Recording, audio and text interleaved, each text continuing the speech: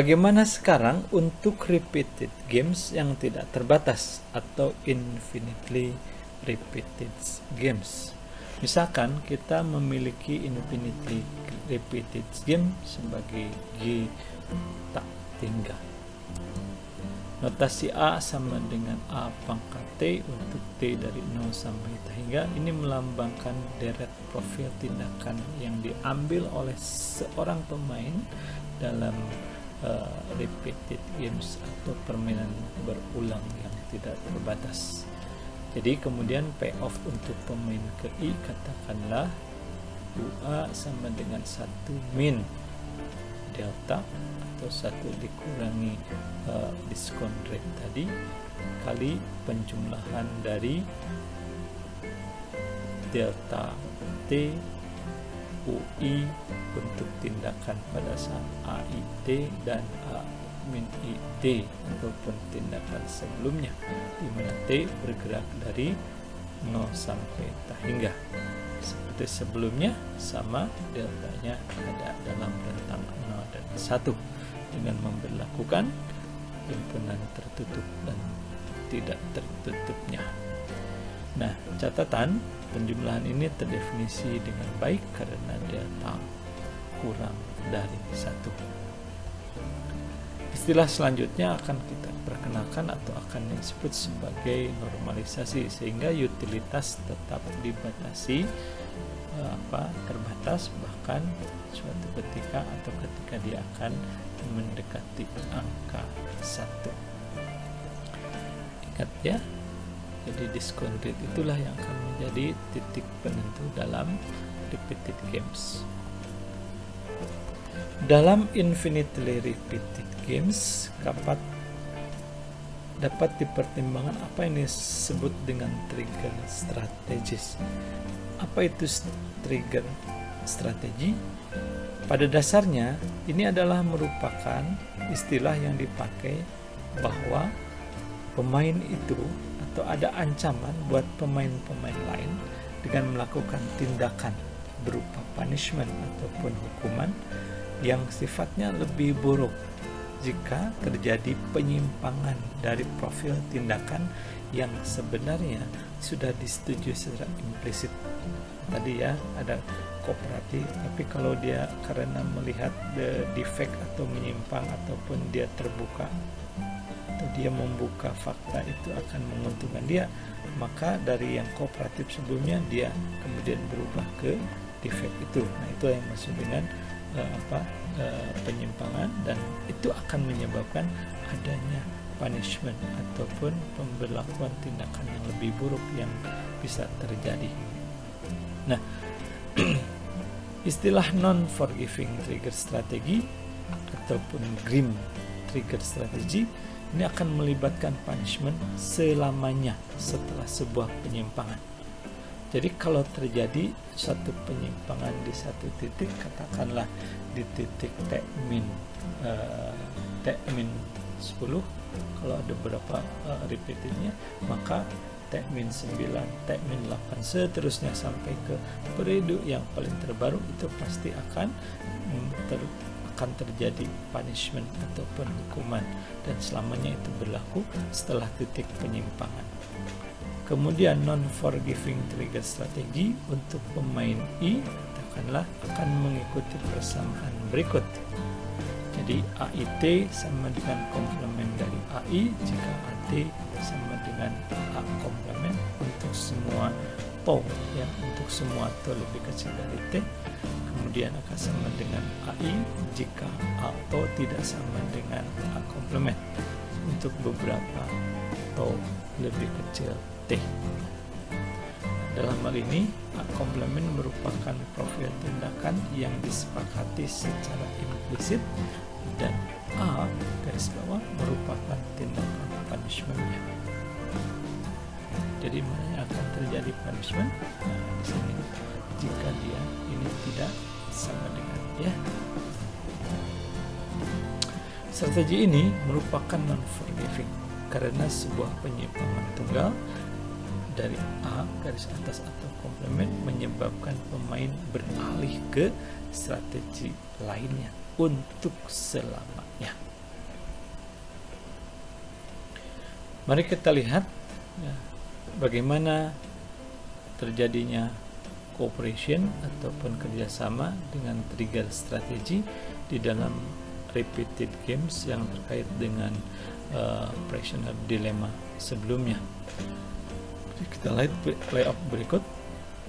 Ini yang tadi. Nah, anggaplah kedua pemain menggunakan strategi non-forgiving trigger sebagai berikut. Jadi yang pertama akan memainkan C atau kooperatif pada setiap periode kecuali jika seseorang pernah memainkan D di masa lalu. Jadi kalau kita lihat akan selalu menggunakan C, misalnya akan kooperatif karena inilah yang terbaik ya untuk si tahanan satu maupun tahanan yang kedua. Nah, tetapi jika dia pernah D sebelumnya, maka ini tidak akan C, tapi akan memainkan D. Nah, dia akan memainkan D selamanya jika seorang pernah memainkan D di masa lalu. Jadi kalau dia C, maka C terus. Tapi ketika sekali sudah D, maka dia akan D. Dan itu akan terjadi selamanya.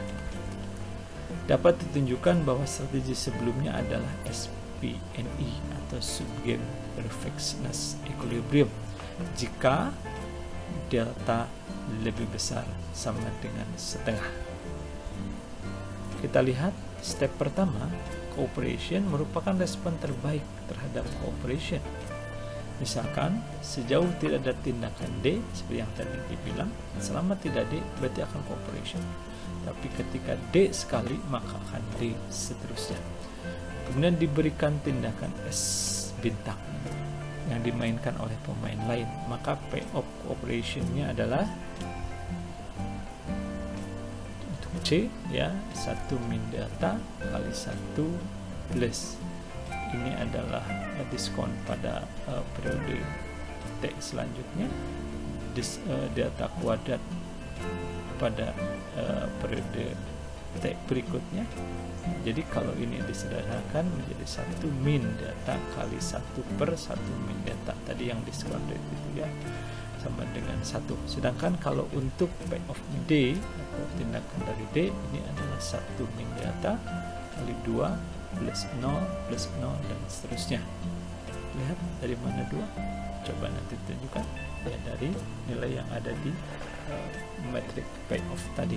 Jadi ini adalah sebesar 2 kali 1 min delta. Nah, jadi dia akan cooperation.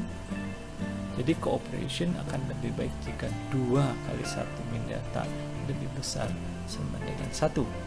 Nah, ini bisa diselesaikan secara matematis biasa yang tadi disebutkan, berarti 1 min delta itu akan baik jika lebih besar sama dengan setengah. Nah, jadi hal tersebut menunjukkan bahwa untuk delta lebih besar sama dengan setengah. Ya, jadi penyimpangan terhadap defection atau defect ataupun penyimpangan atau dia beralih itu tidak akan menguntungkan. Di dalam kondisi delta lebih besar sama dengan setengah, maka penyimpangan itu tidak berakibat baik bagi pemain tersebut. Tahap kedua sekarang, bahwa defection merupakan respon terbaik untuk defection atau terhadap defection yang dilakukan oleh pemain lain. Anggaplah terdapat beberapa D sebelumnya, maka menurut S bintang, pemain lain akan selalu memainkan D. Terhadap hal ini, D merupakan respon terbaik. Argumen ini selalu benar untuk setiap subgames, maka S bintang merupakan subgame perfect equilibrium. Catatan, cooperating dari ataupun kerjasama dari setiap periode akan menjadi respon terbaik bagi pemain lawan atau pemain untuk melawan strategi S bintang. Tetapi kecuali jika pemain itu sendiri memainkan S bintang, maka lawannya tidak akan dapat bekerja sama.